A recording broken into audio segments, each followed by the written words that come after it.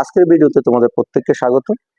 প্রিয় শিক্ষার্থীরা, আজকে আমি তোমাদের সাথে যে ক্লাসটি করব তা হচ্ছে তোমাদের এসএসসি পরীক্ষা 2023 সনে আসা হিসাব বিজ্ঞান আর্থিক বিবরণী থেকে যে বাধ্যতামূলক দুটি প্রশ্ন এসেছে তার দ্বিতীয় প্রশ্নটি আজকে আমি তোমাদের সমাধান করে দেব। তো তোমরা যারা ইতিমধ্যে ভিডিওটি দেখা শুরু করেছো, মনোযোগ সহকারে ভিডিওটি দেখবে। কোথাও যদি বুঝতে অসুবিধা হয় তোমরা কমেন্ট বক্সে কমেন্ট করে জানাবে অথবা ভিডিওটি টেনে দেখবে। তো চলো সরাসরি বোর্ডে চলে যাই। লক্ষ্য করো, আমি ঢাকা বোর্ড 2023 সনে যে প্রশ্নটি এসেছে এই পাশে লিখে রেখেছি। দেখো, ঢাকা বোর্ড 2023 সালে যে প্রশ্নটি এসেছে, যেটি যদি আমি একটু পড়ি, 2 নং কোশ্চেনে এটি এসেছে। লতিফ ব্রাদার্সের 2022 সালের 31শে ডিসেম্বর তারিখে রেওয়া মিল নিম্নরূপ, এবং নিচে এই যে দেখো একটি রেওয়া মিল দেওয়া রয়েছে এবং নিচে অন্যান্য কিছু তথ্য দেওয়া রয়েছে। তো রেওয়া মিলটা দেখো, মজুত পণ্য 1/1/2022 20,000 টাকা, অর্থাৎ এটা প্রারম্ভিক মজুত পণ্য দেওয়া রয়েছে 20,000 টাকা। ক্রয় ও বিক্রয় যথাক্রমে 80,000 ও 1,20,000 টাকা। বিক্রয় ফেরত ও সঞ্চিতি তহবিল 3,000 টাকা এবং 30,000 টাকা, অর্থাৎ বিক্রয় ফেরত 3,000 টাকা আর সঞ্চিতি তহবিল 30,000 টাকা। আসবাবপত্র 24,000 টাকা, খাজনা ও কর 12,000 টাকা, উত্তোলন ও মূলধন 10,000 ও 80,000, উত্তোলন 10,000, মূলধন 80,000, বরাদ্দকৃত বাট্টা 2,000 টাকা, ভাড়া 3,000 টাকা, অতিরিক্ত মূলধন 1/7/2022 14,000 টাকা, যন্ত্রপাতি 90,000 টাকা। তো প্রিয় শিক্ষার্থীরা, এই রেওয়া মিলের নিচে দেখো তথ্য দিয়েছে, অর্থাৎ সমন্বয় দিয়েছে। 1 নম্বর সমন্বয় বলেছে, দেখো সমাপনী মজুত পণ্যের ক্রয় মূল্য 14,000 টাকা, যার বাজার মূল্য 2,000 টাকা কম। অর্থাৎ ক্রয় মূল্য 14,000 টাকা আর বাজার মূল্য যেহেতু 2,000 টাকা কম বলেছে, তার মানে বাজার মূল্য হচ্ছে তোমার 12,000 টাকা। 2 নম্বর সমন্বয় দেখো বলেছে, মালিক ব্যক্তিগত অর্থে ব্যবসার জন্য একটি নতুন মেশিন ক্রয় করেন, কত? 15,000 টাকা। মালিক ব্যবসা প্রতিষ্ঠানে যা কিছু দেয় সবকিছু হচ্ছে আমাদের জন্য মূলধন। তো দেখো, মালিক তার ব্যক্তিগত অর্থ থেকে ব্যবসা প্রতিষ্ঠানের জন্য একটি মেশিন ক্রয় করেছে 15,000 টাকা। ওকে। 3 নম্বর সমন্বয় দেখো, আসবাবপত্রের উপর 10% অবচয় ধার্য করো। এখানে যে আসবাবপত্র রয়েছে তার উপর আমাদের 10% অবচয় ধার্য করতে হবে। 4 নম্বর সমন্বয় বলেছে, দেখো পণ্য উত্তোলন 2,000 টাকা, অর্থাৎ পণ্য উত্তোলন করতে বলা হয়েছে 2,000 টাকা। তো প্রিয় শিক্ষার্থীরা, রেওয়া মিল এবং সমন্বয় এই প্রশ্নটা আলোকে দেখো, ক দাগে বলা হয়েছে বছর শেষে লতিফ এন্টারপ্রাইজের স্থায়ী সম্পত্তির নিট মূল্য নির্ণয় করো। অর্থাৎ এখানে আমার যে আসবাবপত্র এবং যন্ত্রপাতি রয়েছে এবং এখান থেকে যে সমন্বয় তথ্য রয়েছে তা থেকে আমাকে একটি স্থায়ী সম্পদের নিট মূল্য নির্ণয় করতে বলা হয়েছে। খ নম্বরে দেখো বলা হয়েছে লতিফ ব্রাদার্স এর নিট মুনাফা বা ক্ষতি নির্ণয় করো। প্রিয় শিক্ষার্থীরা, তোমরা প্রত্যেকেই জানো নিট মুনাফা বা ক্ষতি হচ্ছে বিশদায় বিবরণী সম্পূর্ণটা করতে বলা হয়েছে। অর্থাৎ বিশদায় বিবরণীর যে সবগুলো ধাপ, মোট মুনাফা, পরিচালন মুনাফা, সর্বশেষ নিট মুনাফা, সম্পূর্ণ ধাপটা করতে বলা হয়েছে এখানে। গ অংশে দেখো বলা হয়েছে লতিফ ব্রাদার্স এর মালিকানা সত্ত্ব পরিবর্তন বিবরণী প্রস্তুত করো। অর্থাৎ সর্বশেষ যে ধাপে, এটা এখানে আমাদের মালিকানা সত্ত্ব বিবরণী প্রস্তুত করতে হবে। চলো পর্যায়ক্রমে আমি তোমাদের 3টি প্রশ্নেরই সমাধান করে দিচ্ছি। দেখো, ক দাগে বলা হয়েছিল আমাদের স্থায়ী সম্পদের নিট মূল্য নির্ণয় করতে। তো দেখো, আমরা এখানে আগে প্রথমে দেখি যে কোথায় কোথায় আমার স্থায়ী সম্পদ রয়েছে। তো দেখো, রেওয়া মিলের ভিতরে আমার এই যে আসবাবপত্র দেখতেছো, এটা আমার জন্য একটি স্থায়ী সম্পদ, এবং এখানে দেখো যন্ত্রপাতি রয়েছে আমার স্থায়ী সম্পদ। অর্থাৎ রেওয়া মিলের ভিতরে আমার মাত্র 2টা স্থায়ী সম্পদ বলা হয়েছে, আসবাবপত্র এবং যন্ত্রপাতি। তবে সমন্বয়ের দিকে যদি দেখো, তাহলে আসবাবপত্রের উপর 3 নং সমন্বয়টা দেখো, আসবাবপত্রের উপর 10% অবচয় ধার্য করতে বলা হয়েছে। অপরদিকে 2 নং সমন্বয় দেখো, 2 নং সমন্বয় বলেছিল মালিক ব্যক্তিগত অর্থে ব্যবসার জন্য একটি নতুন মেশিন ক্রয় 15,000 টাকা। প্রিয় শিক্ষার্থীরা, তোমরা প্রত্যেকে জানো মেশিন হচ্ছে আমাদের একটি যন্ত্রপাতি, তাই তো? তো এই যন্ত্রপাতি আবার নতুন করে যেহেতু কেনা হয়েছে, তার মানে এই যন্ত্রপাতি আগে ছিল একটা, এখন আবার নতুন আরেকটা, তার মানে দুটাকে আমি কি করবো? যোগ করব। অপরদিকে এই দেখো, আসবাবপত্র যে 24,000 টাকা, তার উপর 10% অবচয় ধার্য করতে হয়েছে। তোমরা প্রত্যেকে জানো অবচয়টাকে আমরা পুঞ্জীভূত অবচয় নামে বাদ দেই। তার মানে এই আসবাবপত্র থেকে আমি 24,000 টাকা থেকে আমি 10% যে টাকাটা হয় ওই টাকাটা বাদ দিব। তো দেখো, এই ক অংশটা আমি কিভাবে সমাধান করি। দেখো, ক অংশ করার জন্য আমি এখানে ঘর করে রেখেছি আগে থেকেই। স্থায়ী সম্পদের নেট মূল্যের পরিমাণ নির্ণয়। ঘর হচ্ছে খুব সহজ ঘর, দেখো বিবরণ টাকা টাকা। তো প্রথমে আমার রয়েছে আসবাবপত্র, তাই আসবাবপত্র লিখি। আসবাবপত্র, দেখো আসবাবপত্র কত টাকা? 24,000 টাকা। প্রিয় শিক্ষার্থীরা, এই আসবাবপত্র 24,000 টাকা থেকে এবার আমি বাদ দিব কি? পুঞ্জীভূত অবচয়। ওই যে আমার 3 নং সমন্বয় যেটা রয়েছে পুঞ্জীভূত অবচয়, দেখো পুঞ্জীভূত অবচয় কয় পার্সেন্ট? 10%। 24,000 টাকার 10% হচ্ছে 2,400 টাকা। তাহলে তোমরা ক্যালকুলেশন করে দেখবে 24,000 টাকা 10%, 2,400 টাকা বাদ দিলে হয় 21,600 টাকা। তার মানে আসবাবপত্রের মূল্য বের হয়েছে 21,600 টাকা। এবং আরো একটি মূল্য রয়েছে আমার যন্ত্রপাতি। তো আমি এবার লিখি যন্ত্রপাতি। যন্ত্রপাতি দেখো কত টাকা, 90,000 টাকা। এই 90,000 টাকা লিখলাম। এবার 2 নং সমন্বয় বলেছে আমাকে একটি মেশিন ক্রয়। আমরা জানি মেশিন হচ্ছে আমার জন্য যন্ত্রপাতি। তাহলে যেহেতু ক্রয় করেছি, এবার আমি যোগ করে দিই। লিখি নতুন মেশিন ক্রয়। নতুন মেশিন ক্রয় কত টাকা, 15,000 টাকার নতুন মেশিন ক্রয় করা হয়েছে। এবার এই দুটা যদি যোগ করি তাহলে হয় 1,05,000 টাকা। তো প্রিয় শিক্ষার্থীরা, আমার দুটোই মাত্র স্থায়ী সম্পদ রয়েছে, আর নত যন্ত্রপাতি দুইটাই দেখো লিখলাম। এবার এই 21,600 আর 1,05,000 টাকা যদি যোগ করি তাহলে দাঁড়ায় 1,26,600 টাকা। তো এই 1,26,600 টাকাই হচ্ছে আমার জন্য আসবাবপত্র অর্থাৎ স্থায়ী সম্পদ, স্থায়ী সম্পদের মূল্য। আশা করি তোমরা খুব সহজে বুঝতে পেরেছো আমি কিভাবে স্থায়ী সম্পদটা বের করেছি। তারপরে যদি বুঝতে অসুবিধা হয় ভিডিওটি তোমরা একটু টেনে দেখো। খ অংশে দেখো বলা হয়েছে আমাদের লতিফ ব্রাদার্স এর নিট মুনাফা বা ক্ষতি নির্ণয় করো। নিট মুনাফা বা ক্ষতি বলতে আমরা বুঝি সাধারণত আমাদের একেবারে যে বিশদ আয় বিবরণীর সম্পূর্ণ অংশটা, সেই অংশটা করতে হবে।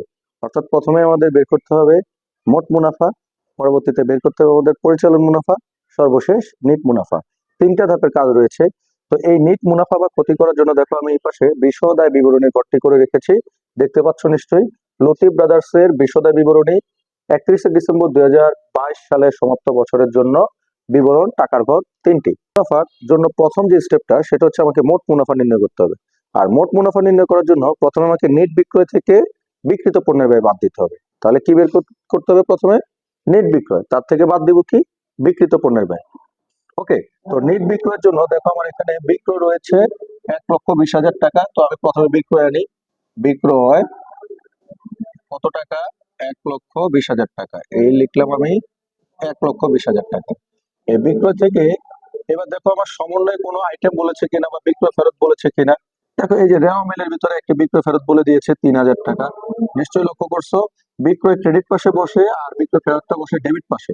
তাহলে এই বিক্রয় ফেরতটা বাদ দিব, বাদ বিক্রয় ফেরত। বিক্রয় থেকে বিক্রয় ফেরত বাদ যায় কত টাকা, 3,000 টাকা। তার মানে যদি 3,000 টাকা বাদ দেই, 1,20,000 টাকা থেকে 3,000 টাকায় চলে গেলে হয় 1,17,000 টাকা। তো প্রিয় শিক্ষার্থীরা, আমার নেট বিক্রয়টা বের হলো কত, এই লিখি আমি নেট বিক্রয়। নেট বিক্রয় বের হলো আমার 1,17,000 টাকা। এবার নেট বিক্রয় থেকে আমি বাদ দিব বিক্রিত পণ্যের ব্যয়গুলো। তাহলে লিখি আমি বাদ বিক্রিত পণ্যের ব্যয়। বিক্রিত পণ্যের ব্যয়। তো দেখি আমার কি কি বিক্রিত পণ্যের ব্যয় রয়েছে। বিক্রিত পণ্যের ব্যয়ের উপাদান রয়েছে 4টি। প্রথম উপাদান হচ্ছে তোমার প্রারম্ভিক মজুত পণ্য। দ্বিতীয় উপাদান হচ্ছে তোমার নিট ক্রয়, যেখানে ক্রয় থেকে তুমি ক্রয় ফেরত বাদ দিবা। তৃতীয় উপাদানটা হচ্ছে ক্রয় সংক্রান্ত খরচ। চতুর্থ উপাদান সমাপনী মজুত পণ্য, যেটা তুমি উপরের 3টা অর্থাৎ প্রারম্ভিক মজুত পণ্য, নিট ক্রয় এবং ক্রয় সংক্রান্ত খরচের থেকে বাদ দিবা। তো প্রিয় শিক্ষার্থী দেখো এখানে বিক্রিত পণ্যের প্রথম যে উপাদানটা মজুত পণ্য দেওয়া রয়েছে, অর্থাৎ প্রারম্ভিক মজুত পণ্য দেখো দেওয়া রয়েছে কত, 20,000 টাকা। তো আমি এটাই লিখি প্রথমে, মজুত পণ্য যেই নামে রয়েছে ওই নামে লিখি মজুত পণ্য 1/1/2022 কত টাকা, 20,000 টাকা। এই লিখলাম আমি মজুত পণ্য 20,000 টাকা। তো প্রারম্ভিক মজুত পণ্যের পরে পরবর্তীতে আমার যে ধাপটি রয়েছে প্রিয় শিক্ষার্থীরা, তা হচ্ছে আমার নিট ক্রয়। অর্থাৎ আমি ক্রয় থেকে যদি কোনো ফেরত থাকে ফেরতগুলো বাদ দেবো, আর সমন্বয় যদি কিছু বলা থাকে সেগুলো যদি যোগ করতে হয় তাহলে যোগ করবো, যদি বিয়োগ করতে হয় বিয়োগ করবো। তো দেখি আমার এখানে ক্রয় রয়েছে, তো আমি ক্রয় লিখি। এই লিখলাম আমি ক্রয়। দেখো ক্রয় কত টাকা রয়েছে, 80,000 টাকা। তো ক্রয় আমি এটা কি এখন প্রথম করে লিখবো নাকি মাঝখানে করে লিখবো?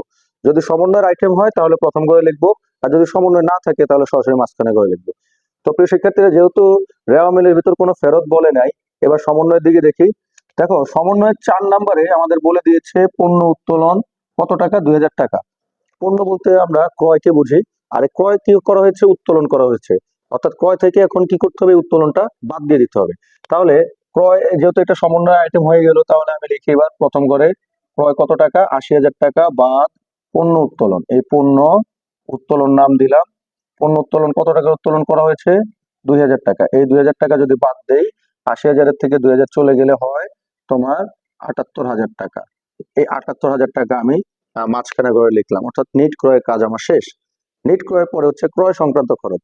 ক্রয় সংক্রান্ত খরচগুলো কি? জাহাজ ভাড়া, ডক চার্জ, আমদানি শুল্ক, মজুরি, লেবার খরচ।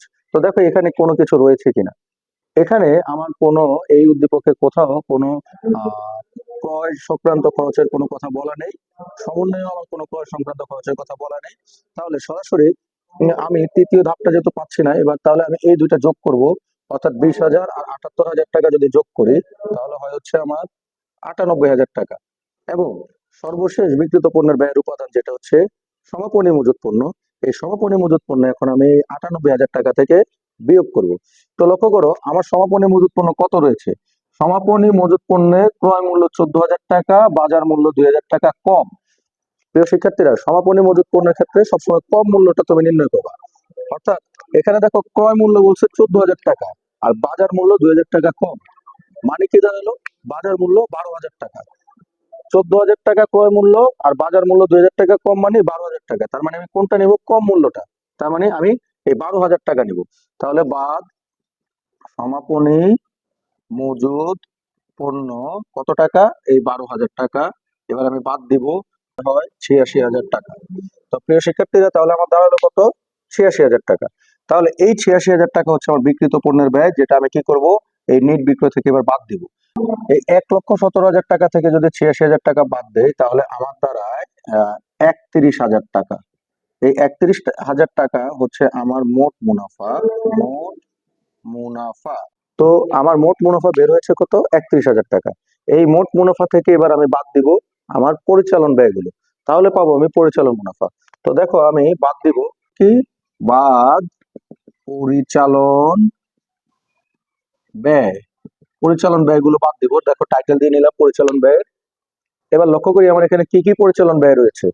দেখো আমি যদি উপর থেকে একটু লক্ষ্য করি, দেখো আমার এই যে খাজনা কর, এটা আমার একটা পরিচালন ব্যয়। তো খাজনা কর লিখি, প্রথমে আমি লিখি খাজনা ও কর। এটার সাথে কোনো সমন্বয় নেই, তাই আমি সরাসরি মাঝখানে ঘরে লিখি 12,000 টাকা।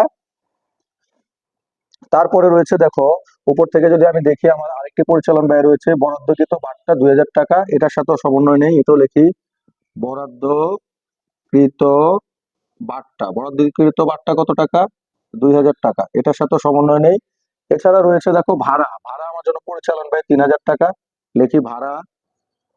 ভাড়া কত টাকা? 3,000 টাকা। তার মানে এই তিনটা উপর থেকে লিখলাম, আর আমার এখানে কিন্তু কোনো পরিচালন ব্যয় নেই। এবার সমন্বয়ের দিকে যদি দেখি, সমন্বয়ে কোনো পরিচালন ব্যয় রয়েছে কিনা। প্রিয় শিক্ষার্থীরা, দেখো আমাদের এখানে একটা পরিচালন ব্যয় রয়েছে, সেটা হচ্ছে এই যে আসবাবপত্রের উপর যে অবচয়টা ধার্য করা হয়েছে 10%। তো এই আসবাবপত্র অবচয়ের অংশটুকু, অর্থাৎ 10% যেই টাকাটা বের হয়েছিল আমাদের, আসবাবপত্র কত ছিল? 24,000-এর যে 10% 2,400 টাকা বের হয়েছে, এই 2,400 টাকাটা হচ্ছে আমার জন্য পরিচালন ব্যয়। তাহলে লিখি আহ, আসবাবপত্রের অবচয়। আসবাবপত্র অবচয় কত টাকা? 2,400 টাকা। তো এছাড়া আমার আর কোনো পরিচালন ব্যয় নেই। এই উদ্দীপকে রেওয়া মিলে এবং সমন্বয় থেকে মিল করে দেখো আমি কয়টা পরিচালন ব্যয় পেলাম? মাত্র 4টা। খাজনা কর 12,000 টাকা, বরাদ্দকৃত বাট্টা 2,000 টাকা, ভাড়া 3,000 টাকা, আসবাবপত্র অবচয় 2,400 টাকা। আর কোনো পরিচালন ব্যয় নেই, এবং কোনোটার সাথেই কোনো বাড়তি এডিশনাল কোনো সমন্বয়ের কথা বলা হয়নি। তো প্রিয় শিক্ষার্থী, এবার আমি পরিচালন ব্যয়গুলো যোগ করব। তো 12,000, 2,000, 3,000 আর 2,400 যদি যোগ করি, তাহলে দাঁড়ায় আমার 19,400 টাকা। 12,600 টাকা। এই 12,600 টাকা হচ্ছে আমার জন্য পরিচালন মুনাফা। তো প্রিয় শিক্ষার্থীরা, পরিচালন মুনাফাটা কিভাবে বের করলাম? দেখো মোট মুনাফা থেকে বাদ দিলাম কি? পরিচালন ব্যয়গুলো। তাহলে বের হলো কত? 12,600 টাকা। এই পরিচালন মুনাফা থেকে এবার আমি যোগ করব অন্যান্য আয়, বিয়োগ করব অন্যান্য ব্যয়। এই সমগ্র উদ্দীপকে কোথাও কোনো অন্যান্য আয়ের কথা বলা হয়নি। আয়গুলো সাধারণত আমাদের ক্রেডিট পাশে থাকে। দেখো ক্রেডিট পাশে কোনো অন্যান্য আয়ের কথা বলা হয়নি। এই ক্রেডিট পাশে মাত্র একটি আয় রয়েছে, তা হচ্ছে আমার বিক্রয়, যেটা আমার পরিচালনা আয়। অন্যান্য আয় নেই, তাই আমি আয়গুলো যোগ করতে পারছি না। এবার আরো একটু লক্ষ্য করো যে আয় যেহেতু নেই, এবার আমি বিয়োগ করব কি? অন্যান্য ব্যয়। দেখো এই উদ্দীপকে আমার কোনো অন্যান্য ব্যয়ের কথা বলা নাই, অর্থাৎ ঋণের সুদ বা বিবিধ ক্ষতি জাতীয় কোনো আইটেম আমার এখানে নেই।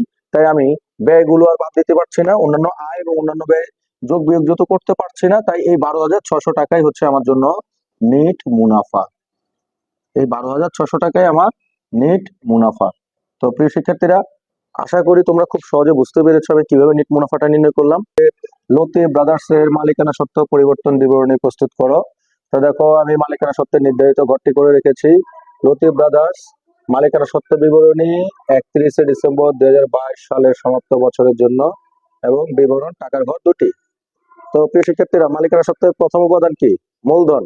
তো যতগুলো মূলধন রয়েছে প্রত্যেকটা মূলধন এখন আমি এখানে যোগ করব। দেখো এখানে মূলধন রয়েছে আমার, দেখো এই যে আমার এই উদ্দীপকে মূলধন রয়েছে, প্রথমত মূলধন রয়েছে 80,000 টাকা।